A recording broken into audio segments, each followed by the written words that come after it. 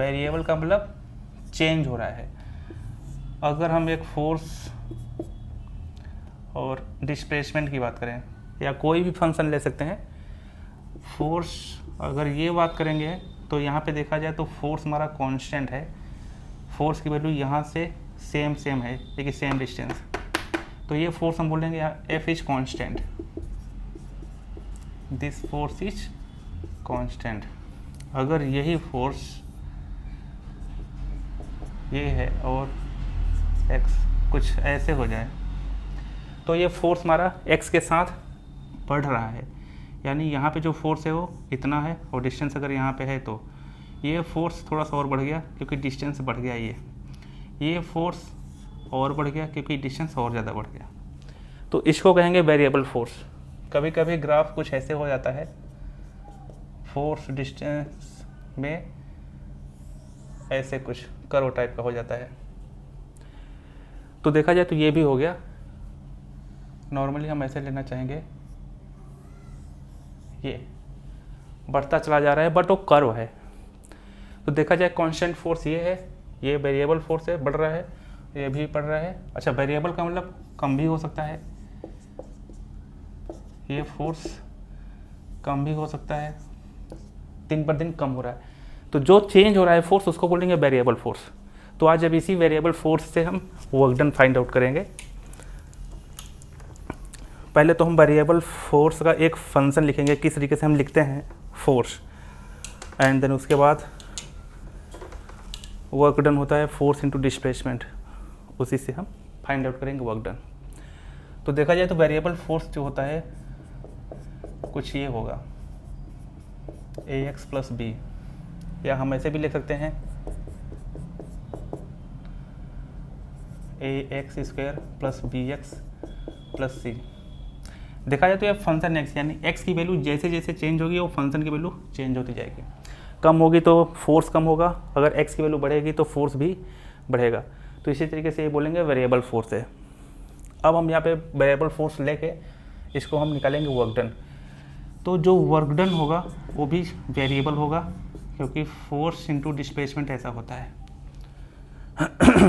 तो यहाँ पे हम फोर्स की वैल्यू रखेंगे, फोर्स फंक्शन ऑफ एक्स ही होगा और डी एक्स ये होगा a x plus b into d x, और ये हो गया वेरिएबल वर्क डन।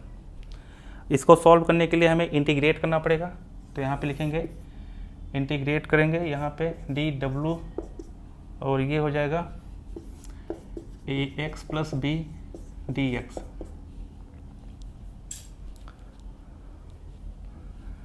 लिमिट लेना चाहे तो लिमिट ले सकते हैं, नहीं तो इसको ऐसे ही छोड़ सकते हैं, बट अगर दिया रहेगा कि डिस्प्लेसमेंट कहाँ से कहाँ हो रहा है, हो सकता है x1 से लेके x2 तक हो रहा है, तो x1 पे वर्क डन भी चेंज कर दो, W1 है और यहाँ पे W2 है, x1 डिस्प्लेसमेंट पे W1, x2 डिस्प्लेसमेंट पे W2 वर्क डन, तो यहाँ पे इसका इंटीग्रेशन dw का होगा W, और ये लिमिट हो जाएगी x1 x2, लोअर लिमिट ये अपर लिमिट। यहाँ पे देखेंगे तो इसको पहले हम अलग करेंगे, a x D x plus b d x, x1 से लेके x2 तक, यहाँ पे x1 से लेके x2 तक। अच्छा, ये वर्क डन में हमारा जो लिमिट है वो लोअर लिमिट W1 होगा, अपर लिमिट W2 होगा, इसी के according upper limit minus lower limit यहाँ पे रखेंगे W2 माइनस W1, ये हो गया वर्क डन में कितना चेंज हुआ। ए कॉमन लेंगे क्योंकि constant value X D x plus B यहाँ पे आ जाएगा, और ये होगा डी एक्स, x1 से लेके x2, x1 से लेके x2, एक्स डी एक्स का इंटीग्रेशन होगा एक्स स्क्वायर बाय 2, x1 से लेके x2 तक, b डी एक्स का इंटीग्रेशन x1 से लेके x2 तक। यहाँ पे हो जाएगा चेंज इन वर्क डन, ए रखेंगे अपॉन 2 पहले कर लेंगे क्योंकि 2 में कोई लिमिट नहीं रखेगी, ये कांस्टेंट वैल्यू है, x में हमारा क्या होगा लिमिट लगेगा, अपर लिमिट का x square minus lower limit plus b x2 minus x1, ये होगा answer work done. By the variable force, कुछ ऐसा।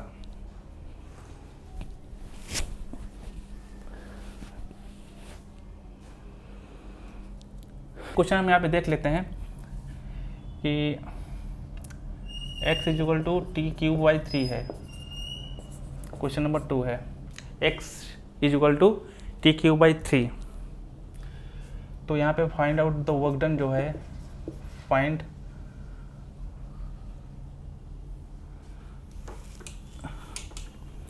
दिया अ मास 2 ग्राम,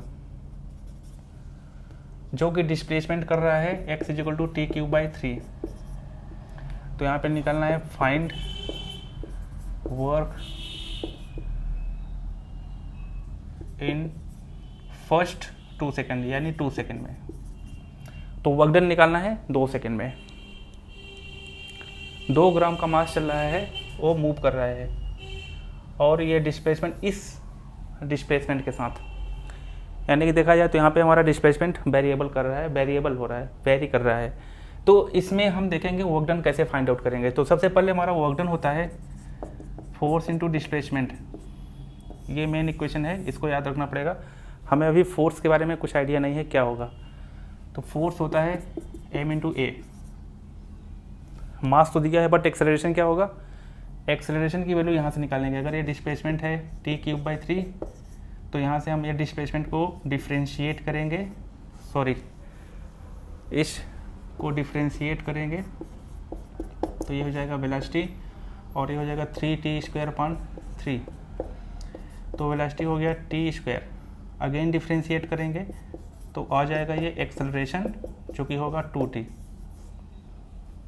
एक्सेलरेशन हमारा 2t है और मास है 2 ग्राम, तो 2/1000 इंटू 2t, तो 4/1000 t। ये हो गया फोर्स, टाइम का फंक्शन है अभी फोर्स। तो इसको हम यहाँ पे ऐसे ही लिखेंगे, बट हमें dx की वैल्यू चाहिए पहले। अच्छा, dx की वैल्यू हम यहाँ से निकाल सकते हैं। ये वेलोसिटी हमारा क्या होता है, t² निकाला है, इसको हम लिखेंगे dx/dt, t² है। तो dx की वैल्यू क्या हो जाएगी, t²dt। dx की जगह रखेंगे t²dt, और फोर्स की जगह रखेंगे ये चीज़ इस इक्वेशन में 4/1000 t इंटू dx की वैल्यू हो जाएगी t²dt। तो इसको हम 4/1000 लिखने से अच्छा है कि 4 इंटू 10⁻³ करें, t³ dt dw। अब यहाँ पे ये इसको हम इंटीग्रेट करेंगे, तो ये हो जाएगा w, और ये हो जाएगा 4 इंटू 10⁻³ बाहर आ जाएगा, और ये हो जाएगा t⁴/4। फर्स्ट 2 सेकेंड, यानी कि यहाँ पे t इक्वल टू 2 सेकेंड हमें रखना पड़ेगा, आंसर हमारा आ जाएगा। तो ये यहाँ पे निकालेंगे हम वर्क डन जो होगा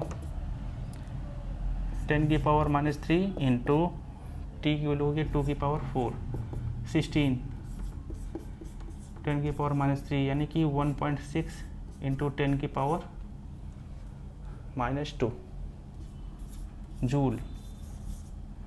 ये होगा वर्क डन।